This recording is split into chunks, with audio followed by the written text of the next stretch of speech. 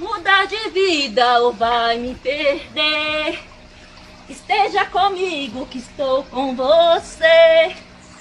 Não seja bandida, não sabe o que quer. Muda de vida. Não sei aonde eu ando com a cabeça.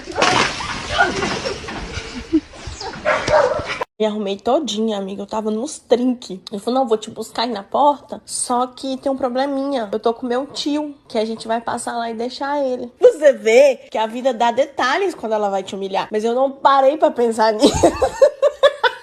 Ele chegou, a cena que eu vi, me deparei com essa cena, presta atenção, visualiza. Ele na porta da minha casa com uma Pampa 88, uma geladeira na Pampa, ele sentado atrás, tio dele, um outro rapazinho sentado na frente. Eu fiquei olhando pra aquela cena, eu fiquei, gente, que isso aqui? Eu não comprei nenhuma geladeira. Aí eu falei, não, deve estar errado isso aqui. Peguei e voltei. Quando eu voltei pra terceira, Ariane, sou eu. Ele falou, não, é porque a gente vai passar ali, meu tio vai deixar essa geladeira. Aí ele trouxe mais um rapazinho, mais eu pra ajudar, porque a geladeira é muito pesada. Eu falei, tá, e eu vou aonde? Vou no freezer da geladeira? Só assim pra me esfriar a cabeça. Subi na Pampa, maior dificuldade do mundo, que a Pampa é muito antiga. Eu sentei assim mais perto da geladeira e eu acho que eles não amarraram a geladeira direito. Tô lá, o cara me passa num quebra-mola, amiga. Até o momento que eu fiquei acordada, a geladeira soltou a porta. Amiga, essa porta veio com tudo na minha cabeça. Eu falei, abriu um buraco na minha cabeça. Agora eu sei que Deus abre portas, mas precisa ser na minha cabeça?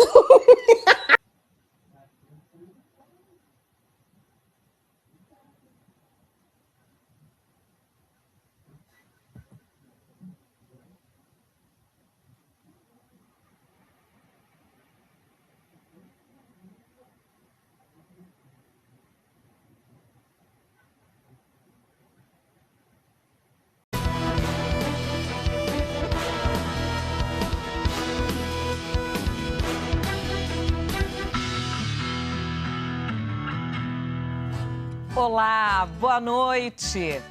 Na semana em que a chegada dos primeiros colonos alemães ao Brasil completa 200 anos, o Globo Repórter faz uma viagem no tempo. Acompanhamos um grupo que veio de uma pequena cidade da Alemanha em busca das origens no sul do Brasil. As tradições preservadas por descendentes de alemães na cidade imperial de Petrópolis, na Serra Fluminense. Até a construção do palácio de Dom Pedro II contou com mão de obra germânica. Que legado deixaram os imigrantes para o desenvolvimento da nossa indústria? E a conexão solidária motivada pelas enchentes no Rio Grande do Sul? A nossa viagem começa na região de onde saíram os primeiros imigrantes, há mais de 2 séculos. Hunsrück, uma região de serra muito verde. Fica no sudoeste da Alemanha, o país mais rico da Europa. Região que hoje é conhecida pela produção de energia eólica. Além da natureza exuberante, a arquitetura típica chama a atenção, com as casas cobertas de ardósia.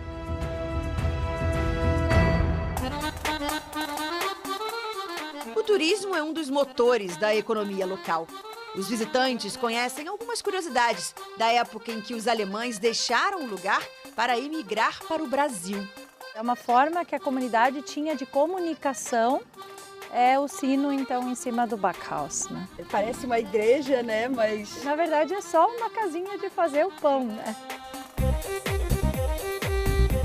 Há 8 anos, a gaúcha Solange guia brasileiros por aqui.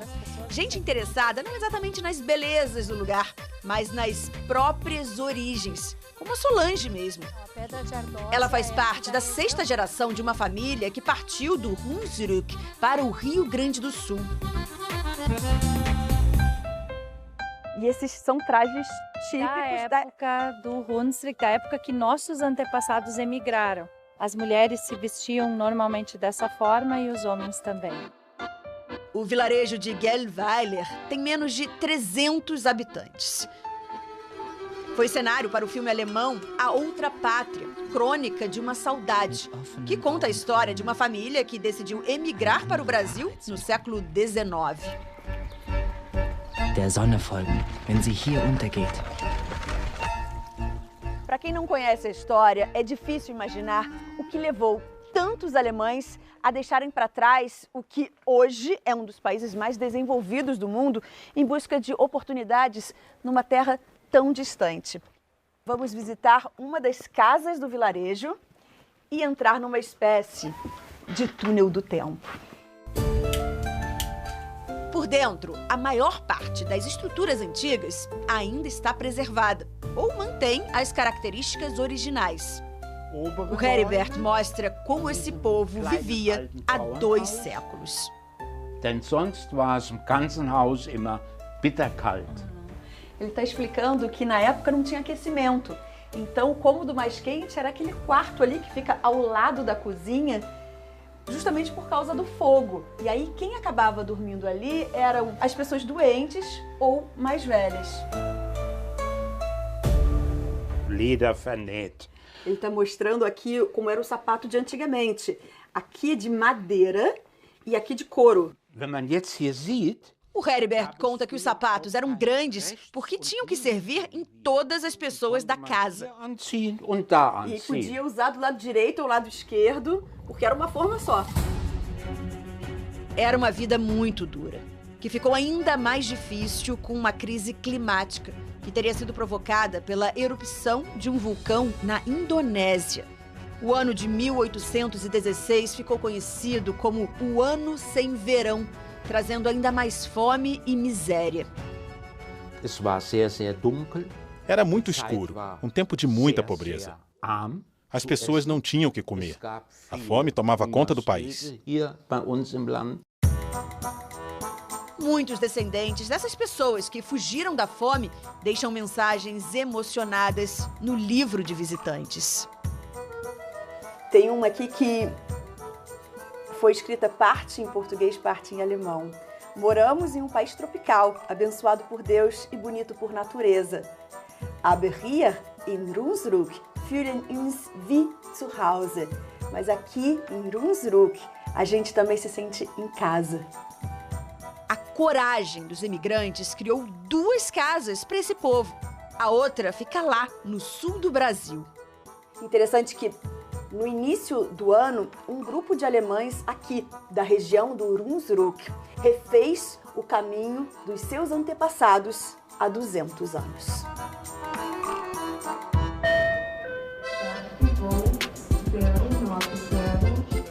Porto Alegre, fevereiro de 2024, muito antes das enchentes que fecharam o aeroporto. A gente está esperando 28 alemães que estão chegando aqui em Porto Alegre e a gente vai descobrir junto o que eles vieram buscar no Rio Grande do Sul. Geil, mein lieber Freund! Herzlich willkommen! Tudo de bom, mein lieber! Kennst du die, ja? Alguns já vieram várias vezes, outros estão aqui pela primeira vez. Antes de seguir para a cidade de Igrejinha, eles dão uma rápida passada por Porto Alegre. Das ist das Mercado Público, Marktplatz. Kleberson é o guia. Descendente dos primeiros imigrantes, fala o mesmo dialeto que os visitantes. Guaíba heißt das. Fluss Guaíba. Otto conta que a viagem demorou 22 horas. Quando os imigrantes vieram, foram meses até chegar ao destino. Imaginar sair da sua terra, sair do seu estado, sair do Hunsrück e vir de lá num barco até aqui, desembarcar aqui e aí ter que enfrentar tudo que eles enfrentaram aqui, sem saber exatamente o que seria, como seria. O primeiro grupo de alemães chegou em 1824. Eles ficaram hospedados na Real Feitoria do Linho Cânhamo, hoje São Leopoldo. As levas de imigrantes que vieram depois foram ocupando o Vale do Rio Paranhana e fundando novas cidades, inclusive Igrejinha, que é o nosso destino. Igrejinha tem hoje 40 mil habitantes. No século XIX, o único prédio era este casarão, conhecido como Casa de Pedra. Esse prédio foi o começo de tudo. Isso, aqui então que os alemães chegavam aqui nessa região, onde tinham as mercadorias, né? Nós temos o rio aqui próximo, então era um ponto de referência a Casa de Pedra. Os imigrantes vinham de São Leopoldo para, né, aqui a região e tinha referência Casa de Pedra, que era o único bem, né, o único imóvel, né, de pedra aqui nesse espaço. Marga tenta imaginar como foi a construção de tudo isso aqui. Foi com muito esforço e trabalho duro para conseguir um novo lar. Na parada da prefeitura de Igrejinha, eles encontram um painel de um lugar bem conhecido. A cidade de onde vieram, Zimien, que também fica no Hunsrück. A imagem pintada na parede reproduz uma pintura do século XVII. A torre lá no canto é chamada de Bastião. Era a antiga cadeia. De lá tem uma vista linda da cidade. Na Idade Média, a cidade de Zimien, hoje irmã de Igrejinha, era uma cidade importante. Andréia mostra o lugar onde mora. Lá em cima, atrás da igreja.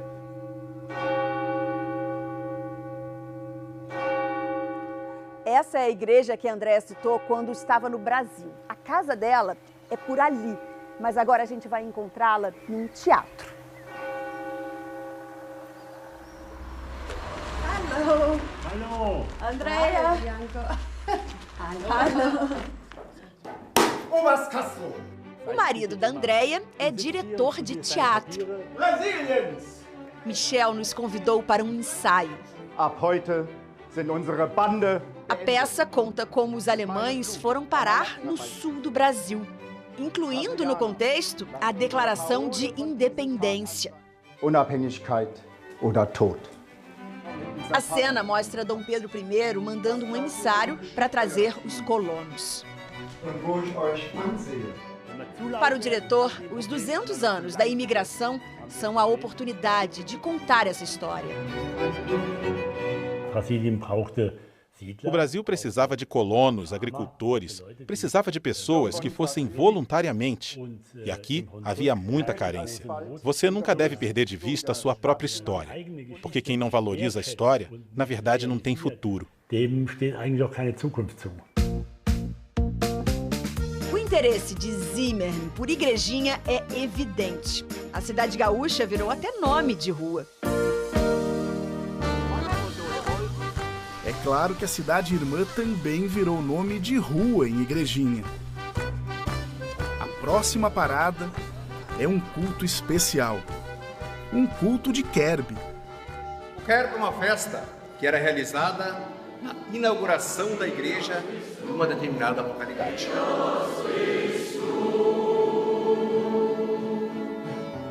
O primeiro prédio que as famílias de imigrantes construíram era um galpão. Dormiam aí, todos juntos. Depois, em mutirão, construíam as casas de cada família. Quando as casas estavam prontas, o galpão era transformado em igreja. Era feito um culto de Kerb, o culto da inauguração da igreja. E depois, uma grande festa, que se repetia todos os anos. Aqui do lado de fora, o grupo é esperado pela Retreta, que é esse pessoal de uma banda típica alemã. Eles vão acompanhá-los para uma grande festa. O cortejo deixa a igreja para trás e percorre as principais ruas da cidade.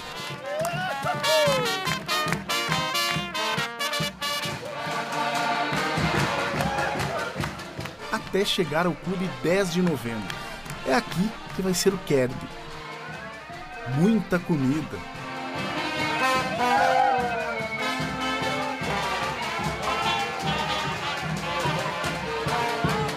Música alemã. Nas antigas colônias, estas festas duravam dias. Nestes lugares, o Kerb é até hoje a mais importante das festas.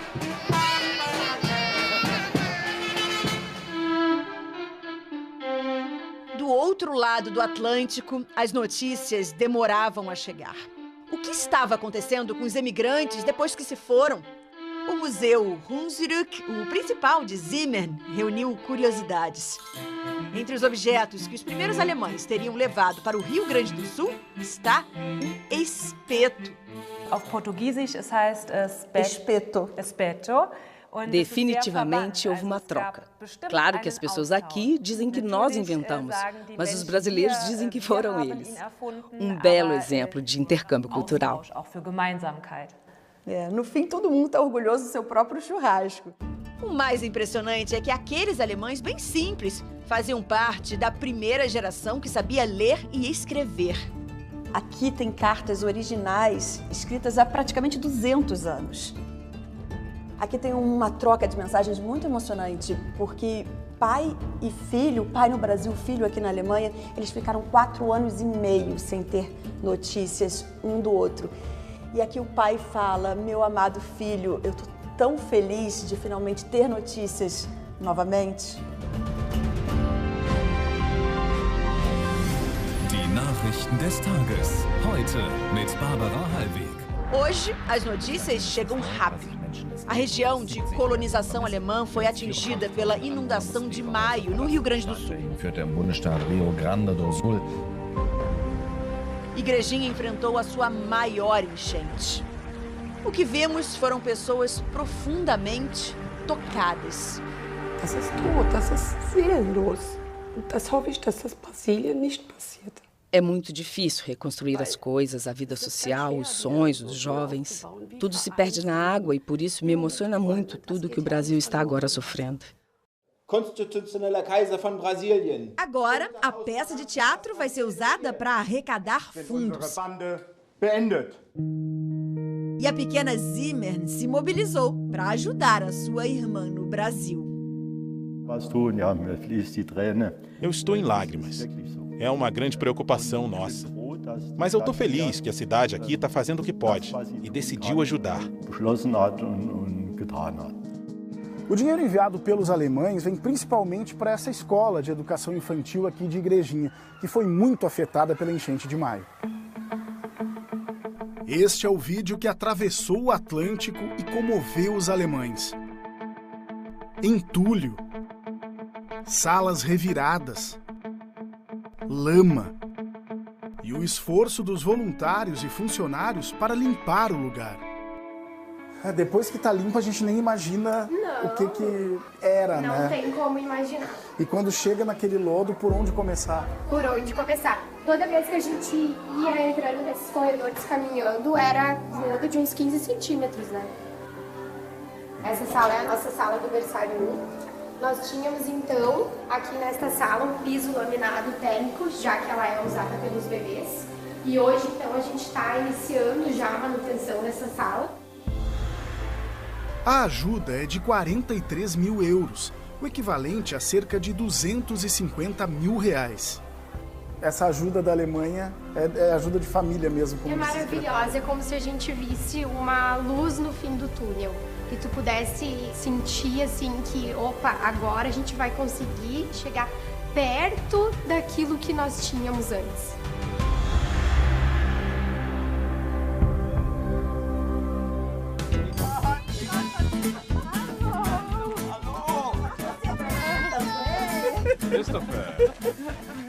Com esse abraço, né? Oi? Você também me dá um abraço? Não? Ele é alemão mesmo. Há algumas semanas, Kleberson foi visitar os amigos Otto e Marga, que juntos organizaram um grupo que foi ao sul. Eles que nos acolheram com muito capricho e cheios de abraços. E um beijo. Beijo em alemão é Kuss. E abraço é Umarmung.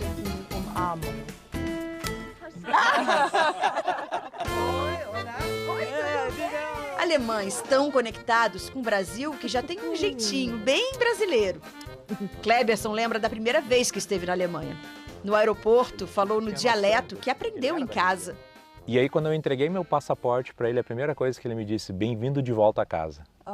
Então isso assim me deixou muito emocionado naquele momento em escutar alguém da Alemanha dizendo bem-vindo de volta. pequeno Christopher, filho do Kleberson, ainda não notou muita diferença desde que chegou na Alemanha. É uma conexão que, assim, os alemães, parece que assim, eu ainda estou no Brasil. Para Otto, são 25 anos organizando viagens para conectar Brasil e Alemanha, passado e presente. Ele é presidente da Associação Amigos do Brasil em Zimmern. Queria que 2024 fosse só alegria. Mas a enchente mudou tudo.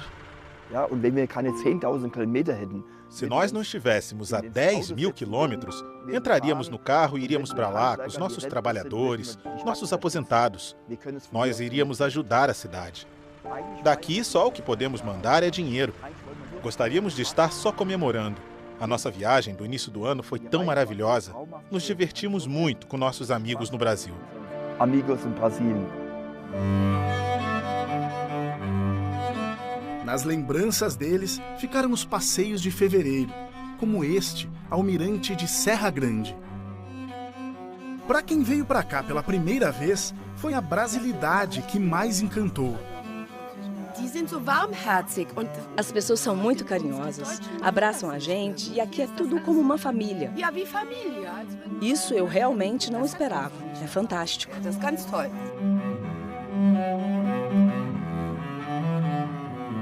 Laços que se renovam.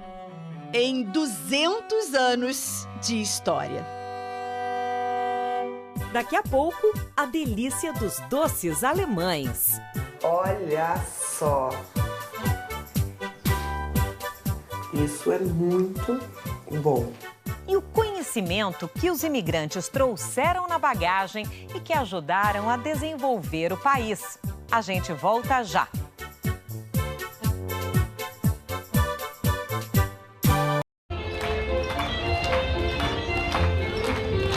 Petrópolis. A cidade imperial foi um dos primeiros lugares no Brasil a receber imigrantes germânicos. Eles criaram raízes e ainda estão por aqui, perpetuando tradições. Esta é a Bauerfest, a festa do colono alemão. Cerveja tem de montes. Olha o palácio, que lindo. Salsichão branco ou vermelho, croquete, salada de batata. Tem pra tudo que é gosto. Nesta barraca, o sanduíche de joelho de porco é o que mais sai. Carro-chefe da casa. Carro-chefe da casa. E tem os doces. Os alemães sabem tudo de confeitaria. Agora, picada de abelha. Picada de abelha. Essa eu nunca ouvi falar. Então, é uma picada doce, deliciosa. Não faz mal nem dá alergia. O nome picada de abelha, Biestick, é porque quem é a pessoa que estava fazendo lá na Alemanha levou uma picada de uma abelha. Gente, agora, essa picada de abelha, eu quero conhecer mais. Quem fez isso? Vamos provar, então, ué. A Roseli vai nos mostrar como é que faz. Vamos começar? Vamos começar. Qual o primeiro ingrediente? Eu quero te ajudar. A primeira coisa, a gente vai bater as claras em neve, tá? O açúcar. 6 ovos. 6 ovos, 250 de açúcar. A receita completa você encontra no site receitas.com. Fácil, né? É fácil. Ó, todo mundo pode fazer receita alemã em casa. Essas amêndoas têm açúcar, manteiga e mel. E aí a gente distribui aqui em cima. Ah, é? Picada de abelha tem que ter mel na história, né? Tem que ter, né? Senão não vai. Roseli adora preparar as receitas que aprendeu com a mãe. Ela é da 5ª geração de uma família que chegou em Petrópolis em 1845. Então quem veio pra cá foi o seu trisavô. Tem muito tempo. Uma brasileira com coração alemão. Com coração, com certeza. Chegamos agora. E o cheiro? Maravilha. Ai, meu Deus, vocês não têm ideia.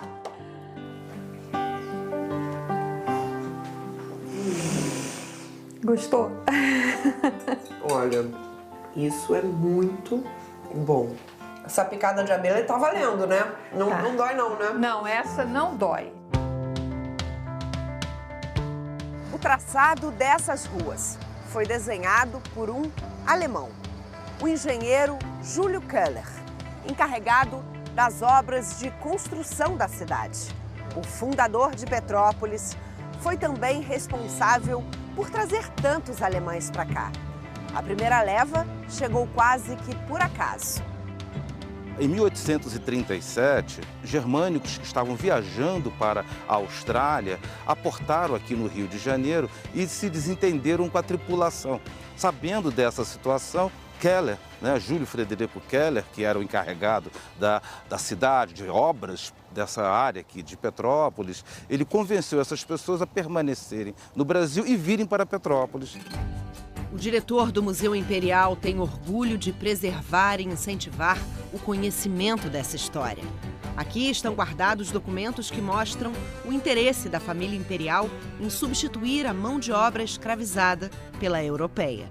A intenção de trazer colonos germânicos para o Brasil fez parte de um programa, uma tentativa, que nós costumamos chamar do branqueamento do país. Na verdade, o Brasil era um país mestiço, um país com um grande contingente de pessoas escravizadas, e a ideia do governo era justamente trabalhar nesse sentido, ou seja, tentar diminuir, digamos assim, esse percentual de pessoas mestiças no país. Numa reforma recente no museu, um operário encontrou uma preciosidade.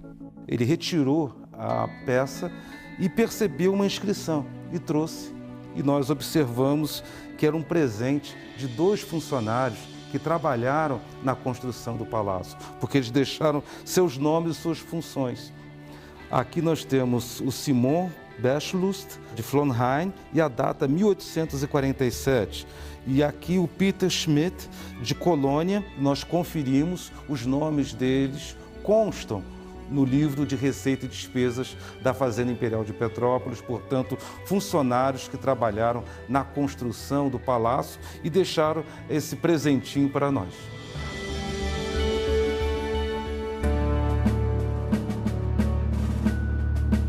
Poucas coisas são tão simbólicas da imigração alemã como as casas em Enxaimel. Elas são o legado arquitetônico dessa história. Mas quando veio a Segunda Guerra Mundial, qualquer referência à Alemanha passou a pegar mal também por aqui. E o Enxaimel caiu no esquecimento. Até falar em alemão, costume entre os descendentes, passou a ser reprimido pelo governo de Getúlio Vargas. Chegou ao ponto que não se sabia mais nada de como fazer uma casa dessas. Aí o senhor decidiu que queria fazer uma casa. E como é que fez? Eu tive que recorrer a um alemão e ele nos trouxe aqui livros e ferramentas para a gente fazer da forma correta. E o quanto é complexo construir e montar uma casa em Enxaimel? Para comparar, na Alemanha, o curso técnico equivalente à carpintaria de Enxaimel leva em torno de 3 anos a formação. Mão amiga. Emenda de canto. Emenda francesa. Espiga com pino. Em Blumenau, a família Folles trabalha no resgate da técnica construtiva criada na Alemanha da Idade Média, só com madeiras encaixadas, sem o uso de pregos. Eles já fizeram 50 casas nos últimos 15 anos. É como um grande jogo de quebra-cabeças. Todas as peças são numeradas e marcadas para justamente você identificar onde vai, em que conjunto que ela vai e como ela vai ser montada. A Rota do Enxaimel, na cidade de Pomerode, perto de Blumenau, concentra o maior acervo desse estilo arquitetônico no Brasil. E se depender dos Folles, ele vai se espalhar por aí. O negócio é fazer o Enxaimel renascer. Sim, resgatar isso de forma ampla. É difundir mais o Enxaimel, é fazer ele crescer novamente, como era nos tempos antigos.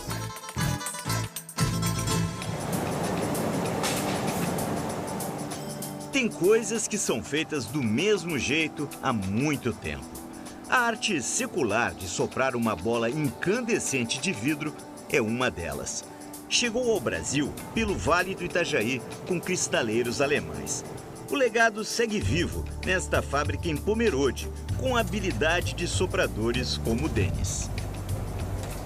Quanto fazer cristal é tradição da sua família? Isso veio do meu avô, passou por meu pai, do meu pai passou por meus tios, meus primos, e eu sou o último da linhagem. O último vidreiro. Vamos ver se o meu filho vai seguir essa carreira também. O que a gente faz é arte. Uma arte coletiva, com muitas habilidades, né? Exige concentração. Concentração. Se faltar concentração, a gente perde a peça, né? Não se forma um soprador de cristal da noite para o dia. Menos ainda de um minuto para o outro. Bem difícil você conseguir. Um exemplo é você pegar uma vela, acender ela e ficar soprando, que a chama deite e não se apague. Isso é tentar soprar uma pedra. Os sopradores dão forma ao bojo de copos e taças. Gambistas habilidosos fazem as hastes e os pés. As peças vão para um forno, onde a temperatura é regulada. Aí entra o talento dos lapidadores. Todo o processo do cristal artístico leva até 4 horas. E eu amo demais. É a profissão que mais, assim, ó, eu não tenho muitas palavras, mas me deu uma família, eu consegui uma casa, criar tudo que eu tenho graças ao cristal. O cristal me deu tudo para mim. E eu não me vejo sem o cristal.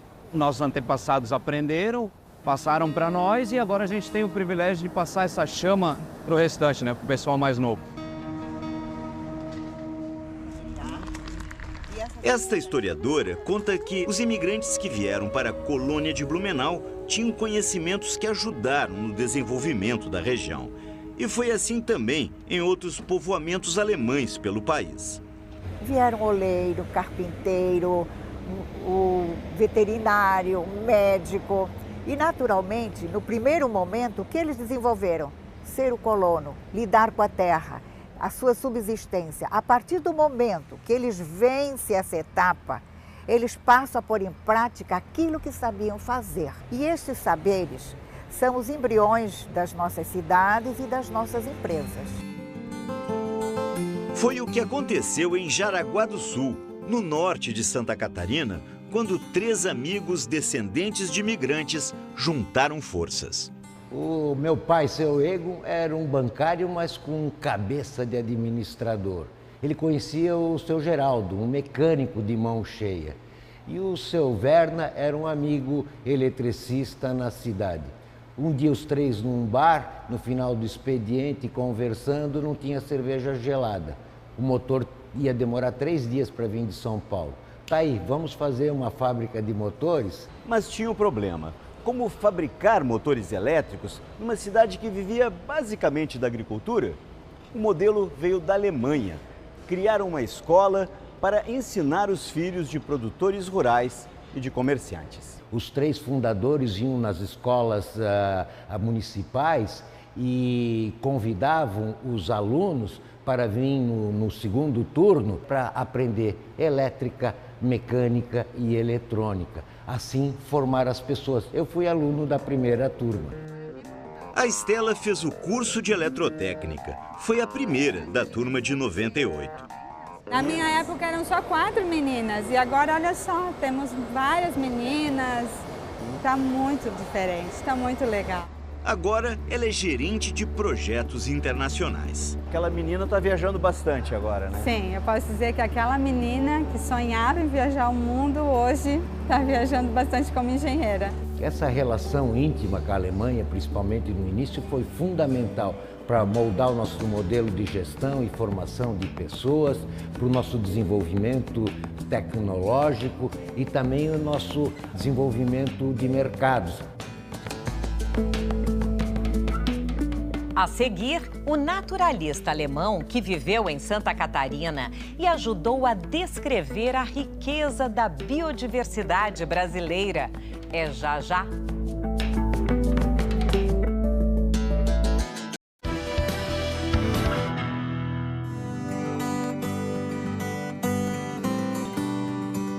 Em 200 anos de imigração germânica, é até difícil estimar o legado que os colonizadores deixaram ao país.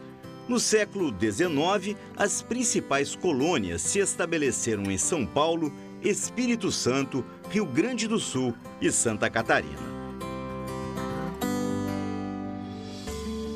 Entre os cerca de 250 mil imigrantes, um foi chamado de Príncipe dos Observadores da Natureza.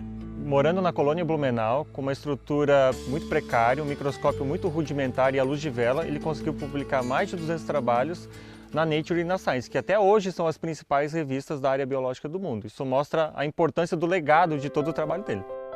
Ele era Fritz Miller, que veio viver na recém-fundada colônia de Blumenau, província de Santa Catarina. O ano era 1852. Ele é formado em filosofia e em medicina, portanto, um intelectual, né? E vem viver como um colono aqui. Isso, ele tem que derrubar a mata, plantar aipim, plantar verduras para sustentar a família, numa estrutura inexistente, né? Ao mesmo tempo, encontra essa floresta linda aqui. E que acaba instigando ele e ele vai se tornar no futuro um grande observador e descritor dessa natureza. E fez isso andando com os pés descalços na Mata Atlântica do Vale do Itajaí. A certa altura, foi convidado para ser professor de Ciências Naturais em Nossa Senhora do Desterro, atual Florianópolis. E aqui em Desterro chega às mãos do Fritz Miller um livro chamado A Origem das Espécies, do Charles Darwin, que é um dos livros mais importantes da história da humanidade. E a partir daí, tudo muda para o Fritz Miller. Fascinado, o naturalista começa a observar os crustáceos para testar a nova teoria. Isso aqui é uma craca, isso aqui é um camarão. E o Fritz Miller é a primeira pessoa no mundo que descobre que esses dois organismos têm o mesmo tipo larval, o que é uma evidência, portanto, que os crustáceos têm um ancestral comum e isso é congruente com a teoria da evolução. Os estudos foram reunidos no livro Para Darwin, em que Fritz Miller apresenta uma série de argumentos a favor da teoria da evolução das espécies. O Darwin ele fica encantado com esse livro, ele paga a tradução deste livro para o inglês e aí começa uma intensa correspondência entre o Fritz Miller e o Charles Darwin. E é nessa época, né, que o Darwin dá esse apelido muito carinhoso para o Fritz Miller de o Príncipe dos Observadores. E essa correspondência vai durar até a morte do Darwin, Vai durar até a morte do Darwin em 1882. Tudo isso chamou a atenção do Museu Nacional no Rio de Janeiro, referência na produção científica no Brasil Império. Fritz Miller foi contratado para o cargo de naturalista viajante. Ele já estava com 54 anos e só então teve condições financeiras para se dedicar exclusivamente ao que mais gostava de fazer, pesquisar a fauna e a flora de Santa Catarina.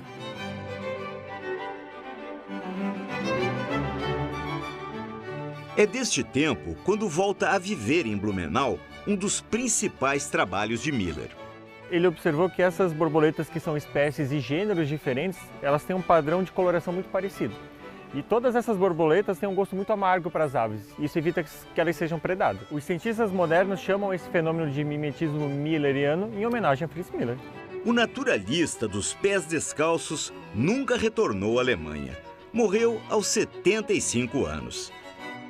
Está enterrado ao lado da mulher e das filhas no cemitério luterano de Blumenau. Mas o legado do Príncipe dos Observadores segue vivo.